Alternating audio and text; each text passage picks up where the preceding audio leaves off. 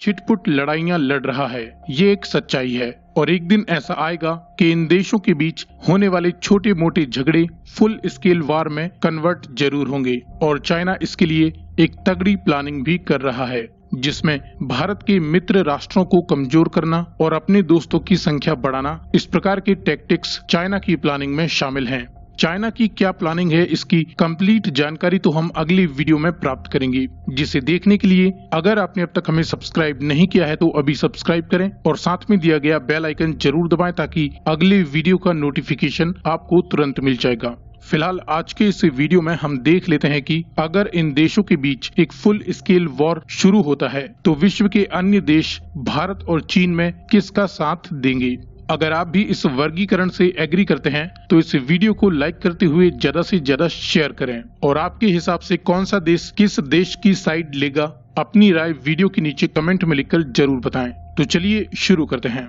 यूं तो nuclear power का जमाना है, ऐसे में युद्ध लंबे समय तक नहीं चल सकते और अगर ऐसा होता है तो ये पूरी दुनिया के लिए अच्छी खबर नहीं है। इसीलिए भारत और चाइना दोनों ने ही एक दूसरे पर पहले न्यूक्लियर हमला न करने की नीति को अपनाया है। तो इस प्रकार जब तक युद्ध पारंपरिक तरीके से चलेगा तब तक देखते हैं कौन सा देश किसे सपोर्ट करेगा। शुरुआत करें चाइना से, तो चाइना का हर मौसम का मित्र है और भारत का दुश्मन है पाकिस्तान, जो बिना किसी प्रश्न के चाइना के साथ हो लेगा। इसी तरीके से एंटी पाकिस्तानी सेंटीमेंट और भारत की बेमिसाल दोस्ती के लिए अफगानिस्तान भारत का साथ देगा। अगर बात होती है युद्ध की तो इसमें किसी भी देश के पड़ोसी बहुत ज्यादा इम्पोर्टेंट भूमिका निभाते हैं, लेकिन फिलहाल की घटनाओं को देखते हुए लगता है कि नेपाल चाइना का साथ देगा। इसी तरीके से भूटान भारत की सहायता कर सकता है। सहायता में स्थान ही दे देना, कुछ सैनिकों की मदद ही कर देना, ये भी युद्ध के दौरान बहुत बड़ी बात हो जाती है। बीते दिनों की घटनाओं को देखकर लगता है कि तुर्की भी पाकिस्तान से अच्छे रिलेशन की बदौलत चाइना का ही साथ देगा, लेकिन इसका बड़ा विकल्प भारत के पास इजराइल के रूप में मौजूद है, जिसने पहले भी भारत का साथ दिया है और इसके हालात लगभग भारत जैसे ही हैं। ये भी अपने पड़ोसी देशों और आतंकवाद से परेशान हैं और बेशक भारत की मदद करेंगे। चाइना को एक और बड़ी पावर इजिप्ट की मदद मिल सकती है, क्योंकि इनके धार्मिक और राजनीतिक संबंध पाकिस्तान से बहुत अच्छे हैं।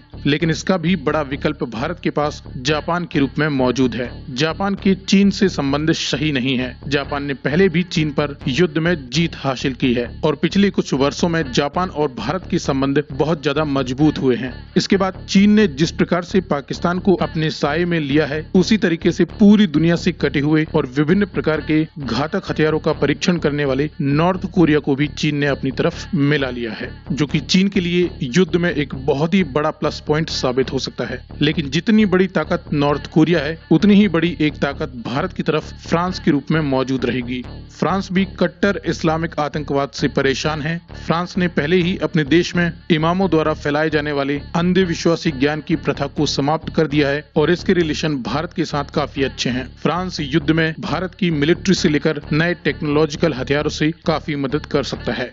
और जब युद्ध में नॉर्थ कोरिया शामिल होता है तो इनके विरोधी साउथ कोरिया के भारत से संबंध अच्छे हैं, जो कि एक बहुत बड़ी फौज भी है। इसीलिए साउथ कोरिया भारत को सपोर्ट जरूर करेगा। जैसे जैसे युद्ध बड़े स्केल पर पहुंचेगा, वैसे ही चीन का विरोधी देश और दुनिया का सबसे ज्यादा शक्तिशाली देश अमेरिका भारत की मदद कर सकता है। और अरब देशों में अमेरिका का सबसे बड़ा विरोधी है ईरान। ईरान मिडिल ईस्ट की एक बहुत बड़ी पावर भी है, जो कि इस आधार पर सीधे सीधे चाइना का साथ जरूर देंगे। जितना ज्यादा हम यूएसए के करीब हुए हैं, उतना ही ज्यादा हम ईरान से दूर भी हुए हैं। ये एक सच्चाई है।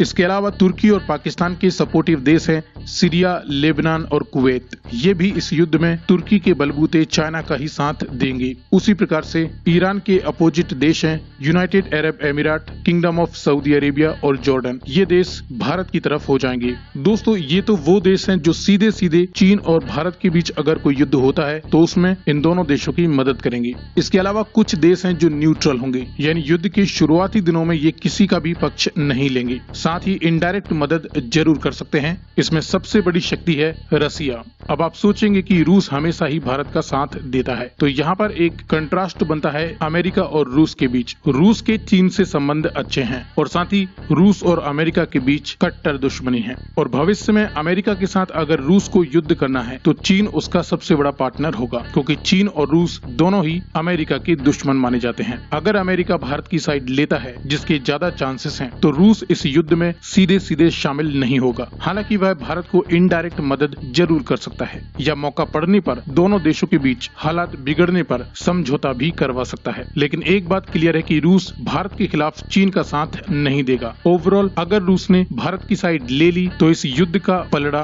भारत की तरफ झुक जाएगा और इवेंचुअली चाइना को हार माननी ही पड़ेगी। इसीलिए रूस भारत के लिए बहुत ज्यादा इम्पोर्टेंट देश है। इसके अलावा भारत के पड़ोसी बांग्लादेश, म्यांमार, श्रीलंका ये इस युद्ध में सीधे सीधे शामिल न होते हुए समय के साथ चीन की मदद जरूर करेंगे, क्योंकि इन पर चीन अक्सर मदद के साथ अपना कंट्रोल बनाए रखता है। इसके अलावा जर्मनी और यूके अपने इंटरेस्ट के अकॉर्डिंग किसी की भी मदद कर सकते हैं। जर्मनी के जापान के साथ संबंध अच्छे हैं तो हो सकता है ये भारत की मदद कर दें। वहीं यूके के भारत से संबंध सही नहीं है, यकीन मानिए। इसका पता आप महीने भर BBC चैनल देखें, आपको चल जाएगा। इसके अलावा ऑस्ट्रेलिया, साउथ अफ्रीका, यूरोप और मिडिल ईस्ट के कई देश जो कि जियोग्राफिकली काफी दूर हैं, ये इस युद्ध से दूर ही रह सकते हैं।